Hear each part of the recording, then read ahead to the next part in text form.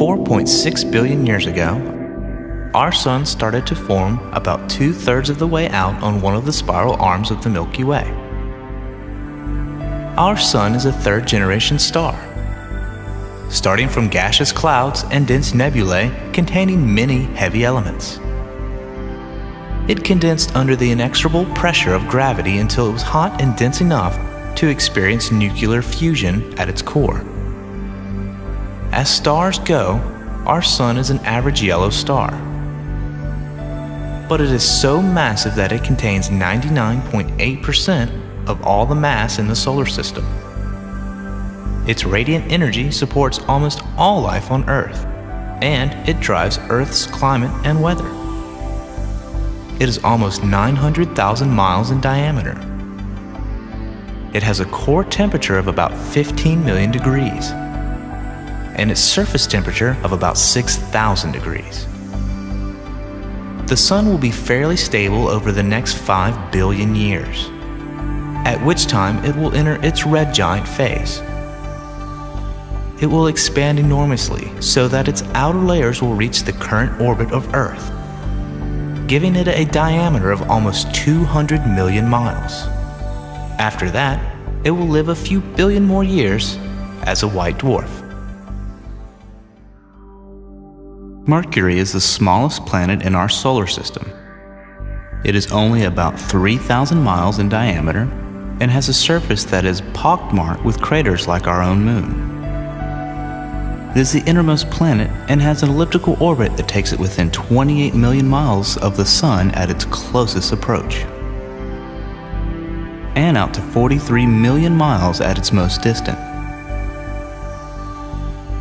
It takes Mercury 88 days to orbit the Sun. And figure this out, sports fans.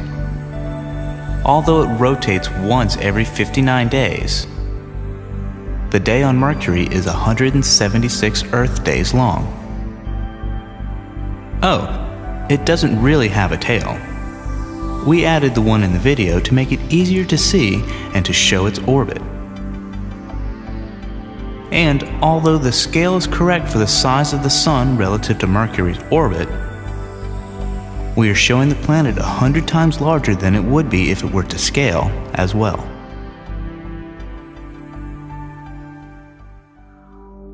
Except for the Sun and the Moon, Venus is the brightest object in the sky. And since it is closer to the Sun than we are, it shows phases like the Moon. Shrouded in permanent clouds, Venus rotates on its axis every 243 days, and it rotates backwards from the other planets. It is only slightly smaller than the Earth, and it orbits the Sun every 225 days, at a mean distance of 67 million miles. But its surface is terribly inhospitable. The atmospheric pressure at the surface is 92 times that of the Earth, similar to the pressure a half a mile down underwater. Its temperature is a balmy 900 degrees Fahrenheit.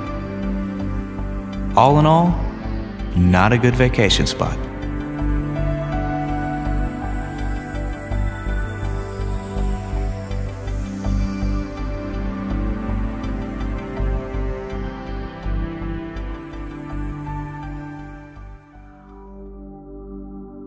Our Earth is 8,000 miles in diameter and rotates on its axis, causing sunrise every day.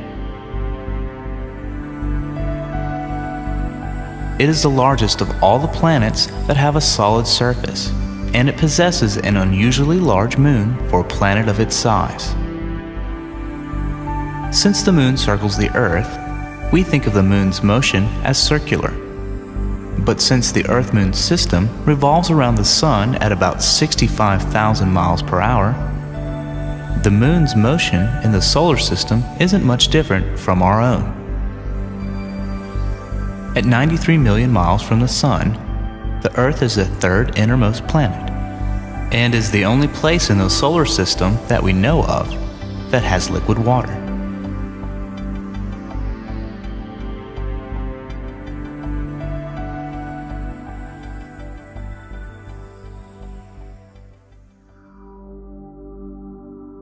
Mars is the planet most similar to Earth in terms of habitat.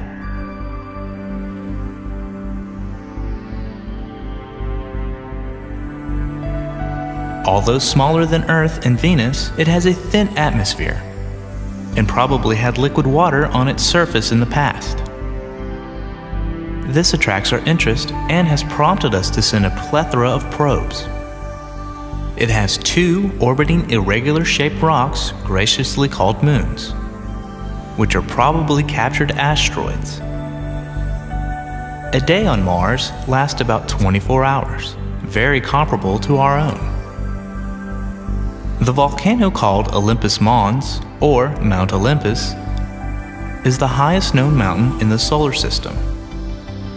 It is an extinct volcano and is over 3 times the height of Mount Everest.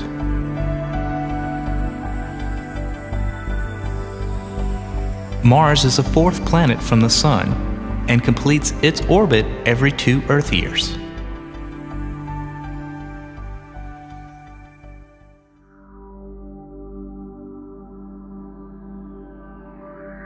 Jupiter is huge. If it had only been a little larger, it could have become a brown dwarf star circling our Sun. It is a gas giant and has no solid surface. Its atmosphere forms bands of poisonous clouds that circle the planet in opposite direction.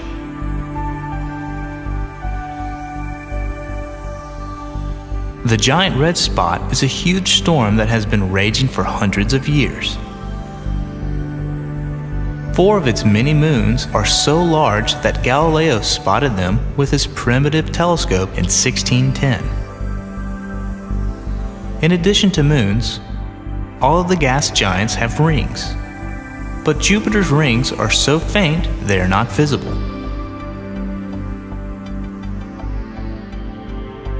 The 5th planet out, Jupiter orbits the Sun at a distance of 480 million miles and takes almost 12 years for one complete circuit.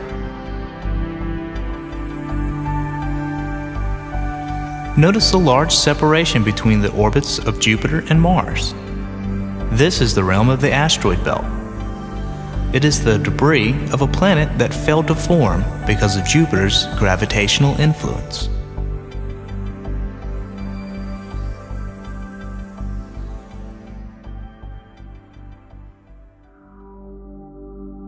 Saturn is the 2nd largest of the planets. Only Jupiter is larger. Like all the gas giants, it has a system of rings. And the rings of Saturn are glorious. Like Jupiter, Saturn also has dozens of moons, and one of them is particularly notable. Titan is the 2nd largest moon in the solar system, and it possesses an atmosphere remarkably like Earth's. It is primarily composed of water ice and rocky material. It is even possible that under the clouds and surface ice, Titan has liquid water and maybe even microbial life. It is 50% larger in diameter than our own moon and 80% more massive.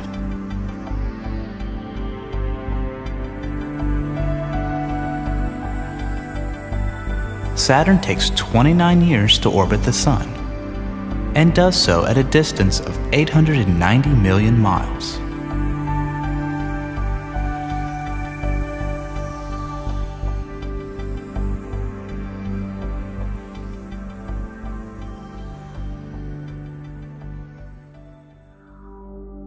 Uranus rolls on its side. It is an icy giant of a planet, the 3rd largest in the system. Like the other giants, Uranus has a ring system and numerous moons. It is the 7th planet out, and it orbits the Sun at a distance of 1.9 billion miles. A year on Uranus lasts 84 Earth years. Because of its extreme axial tilt, seasons on Uranus are worth a look. At the time near the solstice, one pole continually faces the Sun, while the other faces away. Only a narrow strip near the equator experiences Uranus' 17-hour day. At the other side of Uranus's orbit, the orientation of the poles is reversed, so each pole gets 42 years of continuous day, followed by a 42-year night. Okay, let's head to a point high over the ecliptic, so we can see the relative sizes of the orbits of the sunward planets.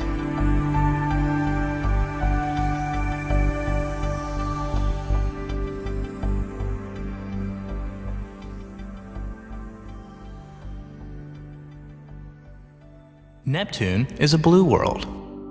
It is the smallest of the giant planets in our system, but still 30,000 miles in diameter.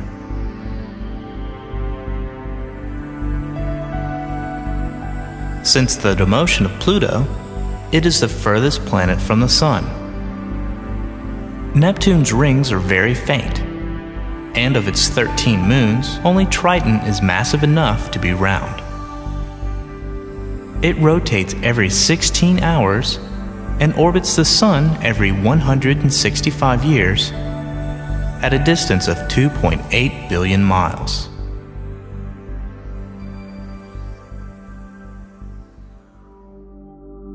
Pluto is now deemed a dwarf planet and a member of the Kuiper Belt. The Kuiper Belt is a region of the solar system that extends just beyond the orbit of Neptune, at about 2.8 billion miles out to about 5 billion miles.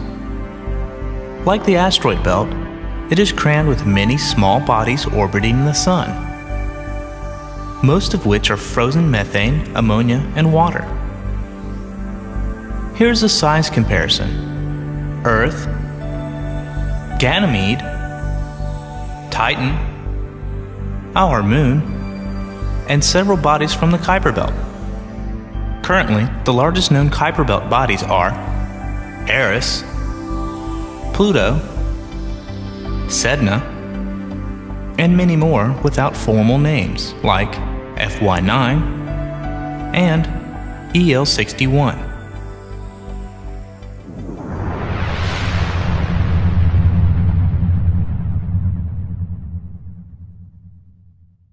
A day on Earth is a deceivingly simple concept. Today we'll examine that day on Earth in detail, perhaps uncovering a few surprises. A day is the length of time it takes the Earth to spin 360 degrees on its axis. Or is it 361? Here is a simple model showing the Earth, the Sun, and some background stars. The Earth travels around the Sun in an ellipse, with the Sun at one focus. The model, of course, is not to scale. Let's begin our examination at noon one day. The Sun is directly above the red line. That will be our reference point. Watching from a high vantage point, we see the Earth complete 360 degrees of rotation. But during that time, the Earth has also moved a bit in its orbit. So even after a 360-degree turn, the Sun is not directly above the same point on Earth that it was at the beginning of the spin. It is not noon of the next day. The red reference line needs to spin a little more than 360 degrees to get us to noon. The 360-degree rotation is called a sidereal day, while the noon to noon rotation is called a solar day. Earth orbits the Sun once for about every 366.26 sidereal days, and once for every 365.26 solar days. Not only that, the length of the solar day varies throughout the year, and for two different reasons. First, because of its orbit is an ellipse and not a circle, the Earth moves faster when it is near the Sun and slower when it is further from the Sun. So the little extra amount of rotation that the Earth needs to do to get from noon to noon changes throughout the year.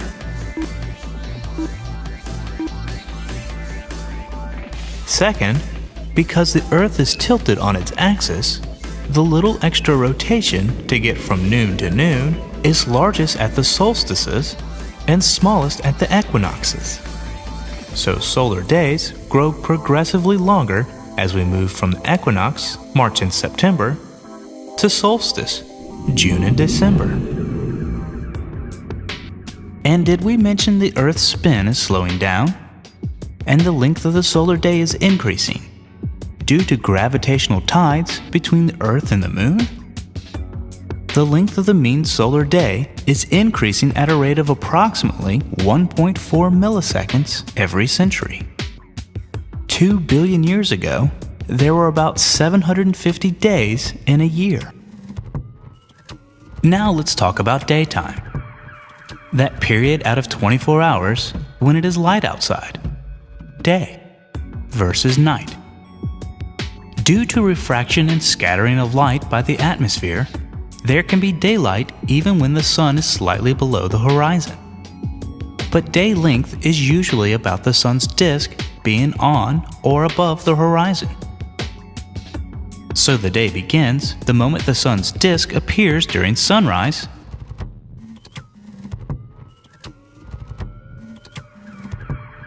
and ends the moment the sun's disk disappears during sunset. At the equator, daytime and nighttime are equal to within a few minutes. But at distances north and south of the equator, the length of the day varies with the season, with the longest and shortest days being on the solstices.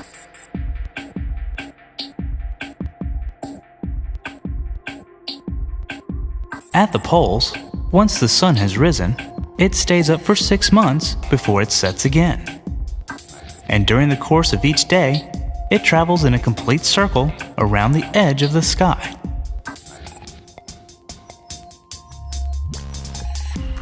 Because the Earth travels at different speeds in its orbit, the Sun is north of the equator for almost 4 days more than half the year, and the length of the average day in the northern hemisphere exceeds the length of the average day in the southern hemisphere by a few minutes.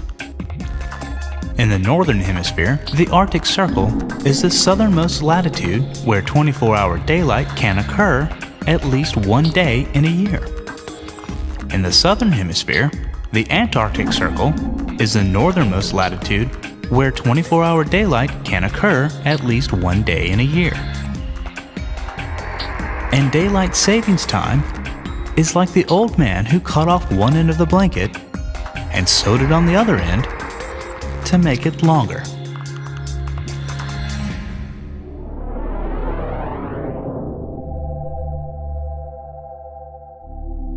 A year on Earth is measured by one complete trip around the Sun. Seems simple enough, but there is a problem. The Earth doesn't travel in a path around the Sun that returns to its starting point. So how do we know when a year starts or ends?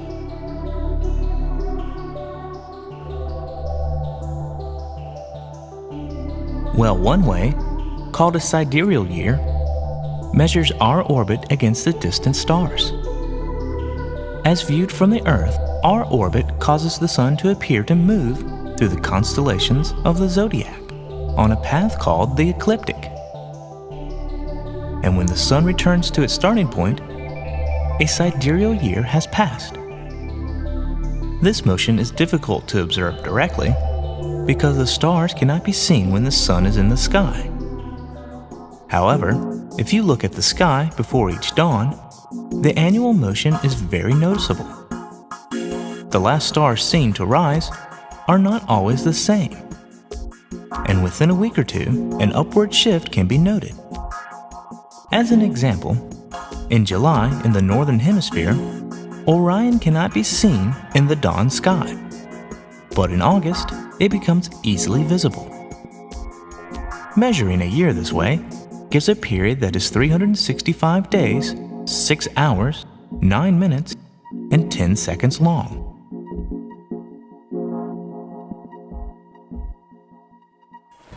Another possibility is to measure the year against the passing of the seasons.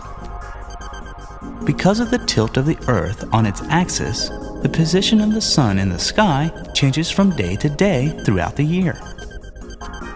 If we were to take a picture of the Sun at noon regularly throughout the year, we would see the Sun moving on this path called an analemma.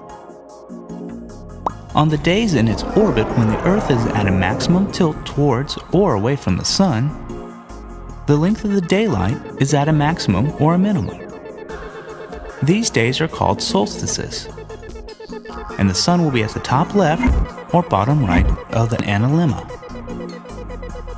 On the days when the Earth's tilt is perfectly sideways to the Sun, the day and night are equal in length. These are the equinoxes.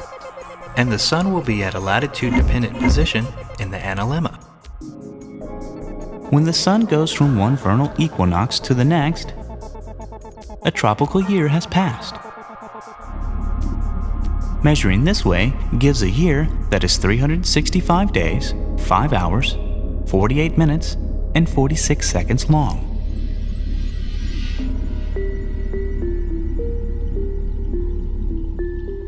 The length of a year on Earth is affected by several gradual and cyclical changes in its orbit and its tilt. First, there is the precession of the Earth's axis. Over a period of about 26,000 years, the Earth's axis traces out a circle in the sky. One result of this is that the North Star changes over time. Right now, the Earth's axis points towards Polaris. 5,000 years ago, the axis pointed to a star in the constellation Draco. And 12,000 years ago, the brilliant star Vega was the pole star. And because of the 26,000-year cycle, Vega will be the pole star again in 14,000 years. The precession of the equinoxes is caused primarily by gravitational forces of the Sun and the Moon acting on the Earth. While the axial tilt is the primary cause of seasons on the Earth, the distance from the Sun, which changes throughout the year because of the elliptical shape of the Earth's orbit, contributes a small bit of temperature variations throughout the year as well. When the axis is aligned so it points towards the Sun during perihelion, one hemisphere will have a greater difference between the seasons, while the other hemisphere will have milder seasons. The hemisphere, which is in summer at perihelion, will receive much of the corresponding increase in solar radiation. But that same hemisphere will be in winter at aphelion and have a colder winter. The other hemisphere will have a relatively warmer winter and cooler summer. When the Earth's axis is aligned such that aphelion and perihelion occur near the equinoxes, the northern and southern hemisphere will have similar contrast in the seasons. At present, perihelion occurs during the southern hemisphere's summer, and aphelion is reached during the southern winter. So the southern hemisphere seasons are somewhat more extreme than the northern hemisphere seasons when other factors are equal.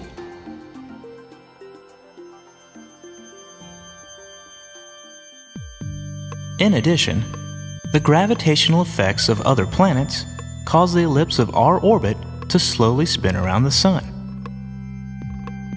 It takes about 112,000 years for the ellipse to revolve once, relative to fixed stars. When considered together, the two forms of precession add, and it takes about 21,000 years for the solstice to go from aphelion to aphelion. The dates of the perihelion and the aphelion advance each year on this cycle, an average of 1 day per 58 years. The eccentricity of the Earth's orbit is a measure of how round or how oval the orbit shape is. Over thousands of years, the eccentricity of the Earth's orbit varies as a result of gravitational attractions among the planets, primarily Jupiter and Saturn. The orbital eccentricity cycles with a period of roughly 100,000 years. As the eccentricity of the orbit evolves, the semi-major axis of the orbital ellipse remains unchanged, so the length of the sidereal year remains unchanged. As the Earth travels in its orbit, the duration of seasons depends on the eccentricity of the orbit. When the orbital eccentricity is extreme, the seasons that occur on the far side of the orbit are substantially longer in duration. In addition to axial precession, there's the axial tilt, the angle the Earth's rotational axis makes with its orbital plane. It is currently about 23.4 degrees and is declining. This tilt varies from 22.1 degrees to 24.5 degrees. It makes one complete tilt and back every 41,000 years. This change in tilt is directly related to ice ages on Earth. The last maximum tilt occurred in 8700 BC, and the next minimum tilt will happen in 11,800 AD. The inclination of Earth's orbit drifts up and down relative to the present orbit, with the cycle having a period of about 70,000 years. And the orbit also moves relative to the orbits of other planets as well. By calculating the plane of unchanged total angular momentum of the solar system, we can define the orbital plane called the invariable plane. It is approximately the orbital plane of Jupiter. The inclination of the Earth's orbit has a 100,000-year cycle relative to the invariable plane. This 100,000-year cycle closely matches the 100,000-year pattern of ice ages.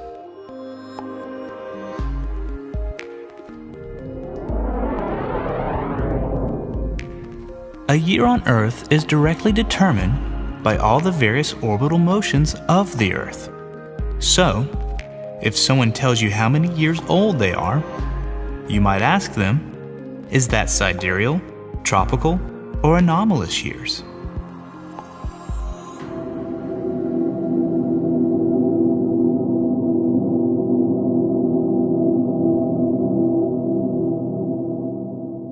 Want to see something really big? Well, watch this. Our starting point is our own moon. We've seen men walk on the moon, and it's pretty big. But even the smallest planets are bigger. Here are Mercury, Mars, Venus, and Earth.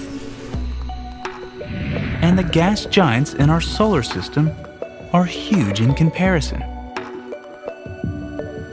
Here are Neptune, Uranus, Saturn, and Jupiter. And of course, our Sun makes even Jupiter seem small. But let's look at some really big stars.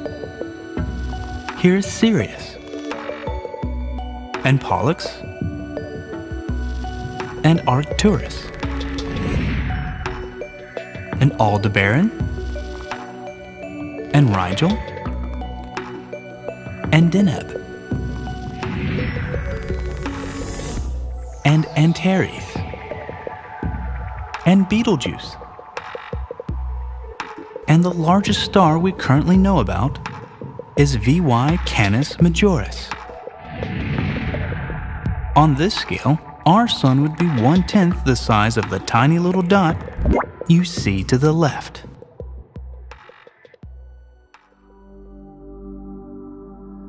We know mass distorts space.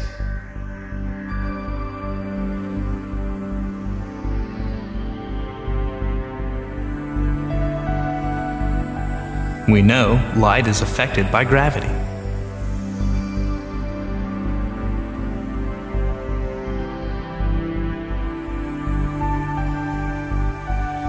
And we know Einstein's theory of general relativity makes possible one of the strangest objects ever imagined by physicists. If you could create a large enough distortion in space-time, by placing enough mass in a small enough space, you could create a region of space-time so strongly curved that nothing, not even light, could escape it. And since nothing can travel faster than the speed of light, anything that entered this region of space-time would be trapped there until quantum mechanical effects allowed it to escape. Black holes can come in any size and have any mass. All that is required is that enough mass can be concentrated to the point where it collapses under its own gravity. Stellar mass black holes are formed when stars 20 or more times the size of our own sun finally run out of fuel in their cores.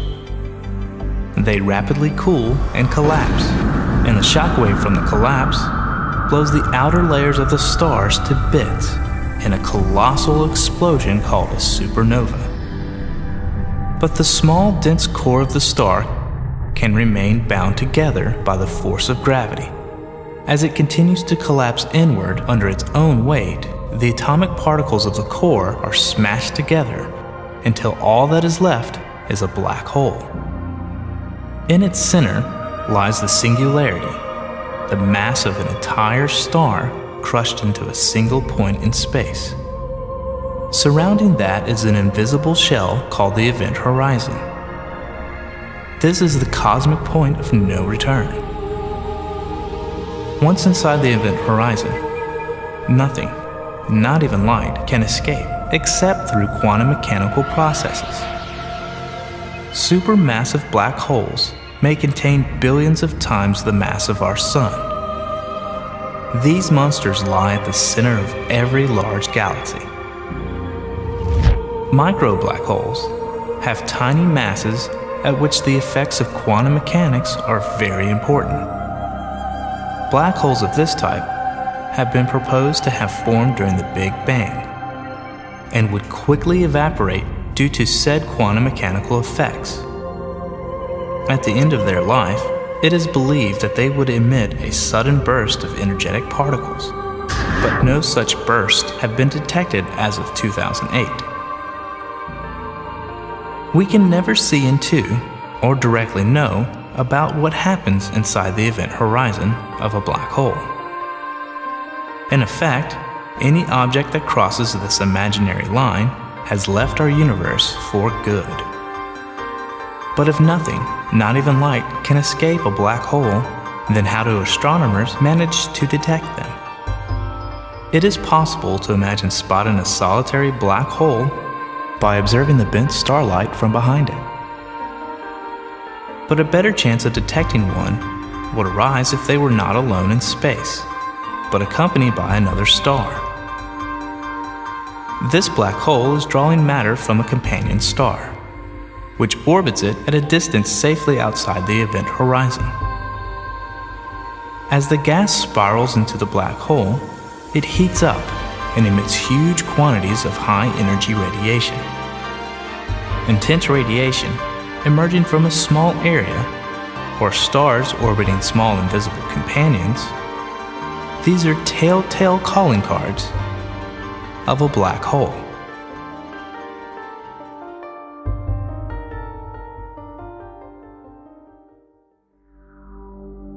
12.5 billion years ago, the universe was littered with the remains of first-generation stars. And billions of second-generation stars were born from these clouds. Small groups of these new stars were drawn to each other gravitationally and merged to form ever larger and larger groups.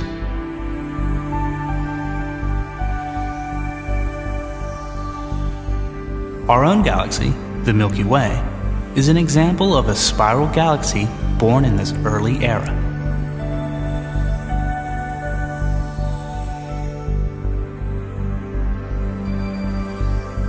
Today, it contains about 200 billion stars and is still growing as it absorbs small neighboring clusters of stars.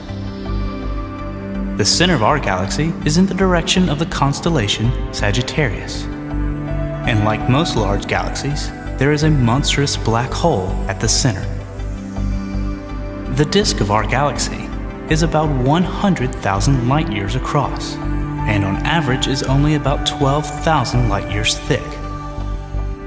Our own Sun is a third-generation star and is located about 2/3 of the way out on the spiral arm named Orion. We are about 26,000 light-years from the center.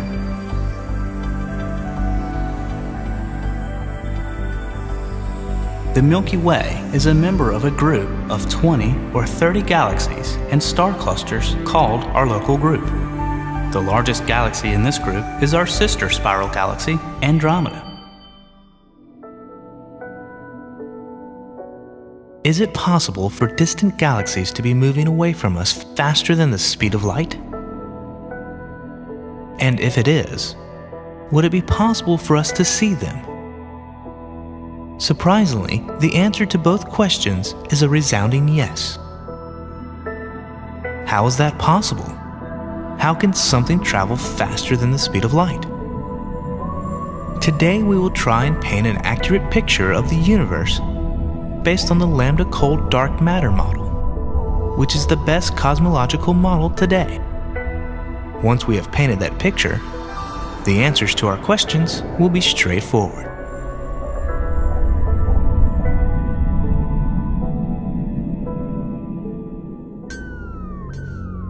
Let's assert that some kind of space-time quantum foam sort of something existed before our own universe began, before our Big Bang.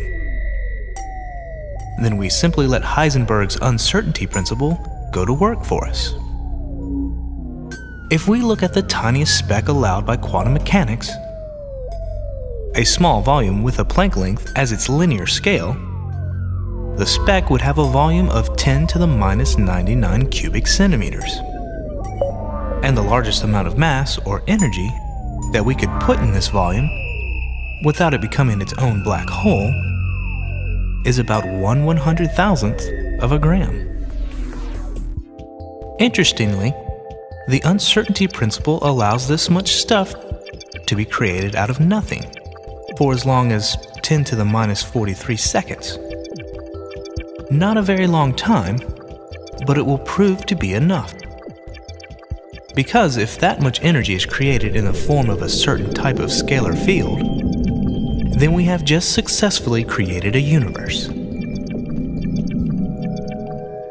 The best model of how our early universe grew after that initial quantum fluctuation created it includes inflation, a period when the scalar field divides space into a brief period of extreme exponential expansion.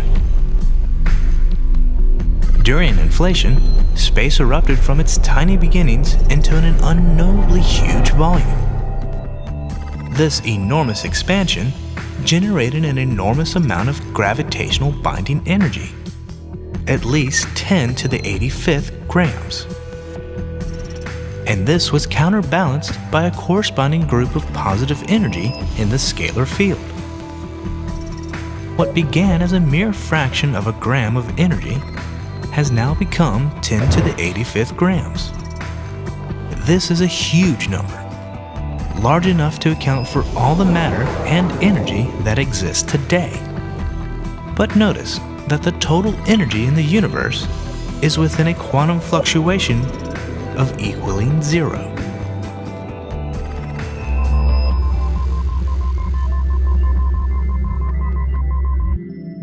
As a byproduct of the enormous growth of space during the inflationary period, tiny quantum fluctuations grew into macroscopic fluctuations in the density of the scalar field, making it ever so slightly lumpy. This lumpiness provided the seeds for the formation of stars and galaxies and all the structure we see in the universe. At the end of inflation, the temperature throughout all of space was still enormously hot. But as space continued to expand, it cooled, and the energy of the scalar field, which now filled all the new and enormously huge volume of space, decayed into dark matter and dark energy and normal matter, the photons and quarks and electrons, which in turn settle down into the protons, neutrons, and atoms that populate the universe today.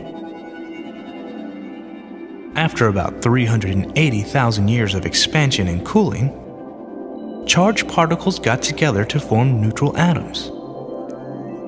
And suddenly the photons that were bumping into charged particles every second or two were free to zip unhindered across space. This is the origin of the cosmic microwave background that we see today.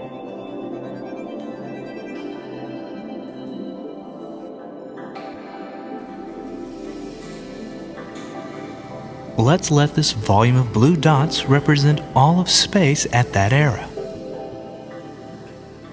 Then let's focus our attention on this tiny portion that has a radius of about 42 million light years.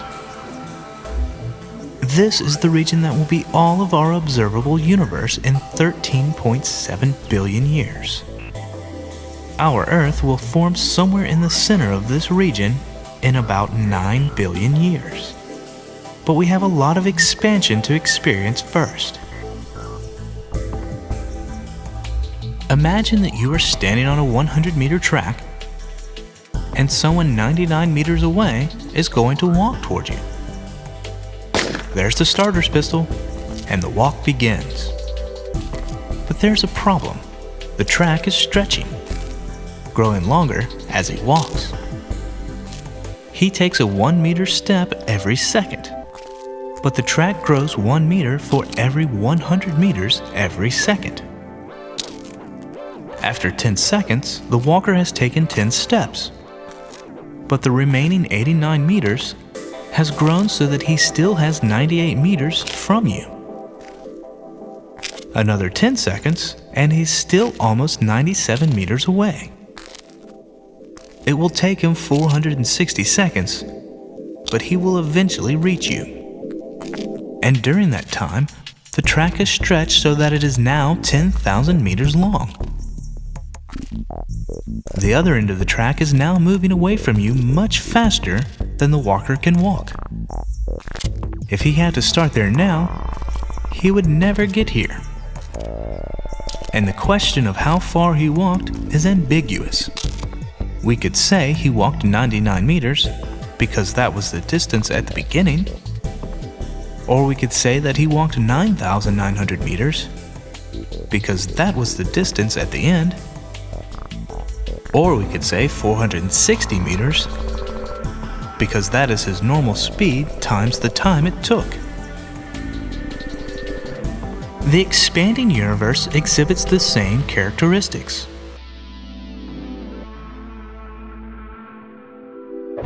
Light from the edges of the 42 million light-year sphere began their journey to the spot where the Earth will develop about 13.7 billion years ago.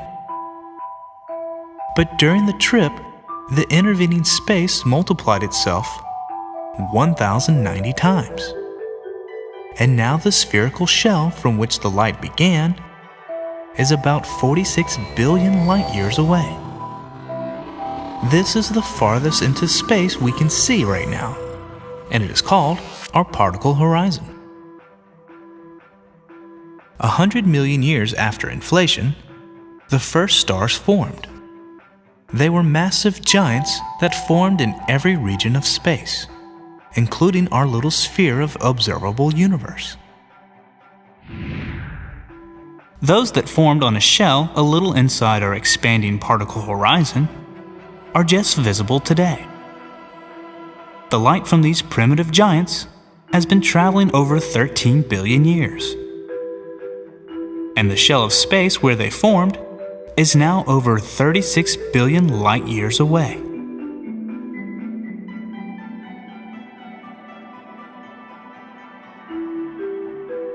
So light from the microwave background was emitted from a distance of just 41 million light years away. And that distance is now 46 billion light years. And light from the earliest stars was emitted from a distance of 1.5 billion light years. And that has grown to 36 billion light years. Due to the faster-than-light expansion of space in those early years, the light was actually moving away from us for billions of years before the slowing expansion allowed it to start moving towards us. Light we see today from some distant galaxies that was emitted from 5 to 6 billion light years away comes from objects that were the most distant at the time the light was emitted.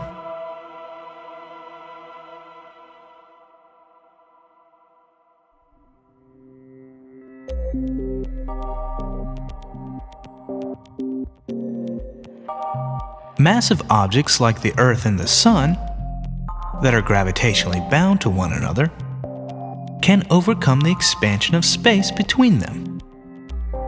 Space is expanding in our system, but the distance from the Earth to the Sun does not change because of this expansion. Why? Because as space expands, the Earth's orbit continually adjusts to keep the Earth at the correct distance that is demanded by the law of gravity. This is also true for stars inside a galaxy that are gravitationally bound, and is true even for local clusters of galaxies. As space expands, the distance between the bodies constantly adjusts to comply with the laws of gravity. The wavelength of light from distant objects is shifted toward the red end of the spectrum if they were moving away from us. And the expansion of space is measurable by measuring the redshift. And unlike the Doppler redshift, the cosmological redshift says nothing about the recessional velocity of the emitting object either at the time the light was emitted or at the time the light was received. Hubble's law says the further away an object is, the faster it is receding without limit. So, there are always objects far enough away to be receding faster than the speed of light. Objects we see with a redshift of about 1.46 are moving away from us at the speed of light, and all objects with larger redshifts are receding faster than the speed of light. Most objects in the extended universe are traveling away from us with velocities fast enough that we will never see them. In effect, we have an event horizon, and events beyond our event horizon are effectively unknowable to us. Objects that have a current redshift of about 1.8 are currently about 18 billion light years away, and are now crossing our event horizon, never to be heard from again.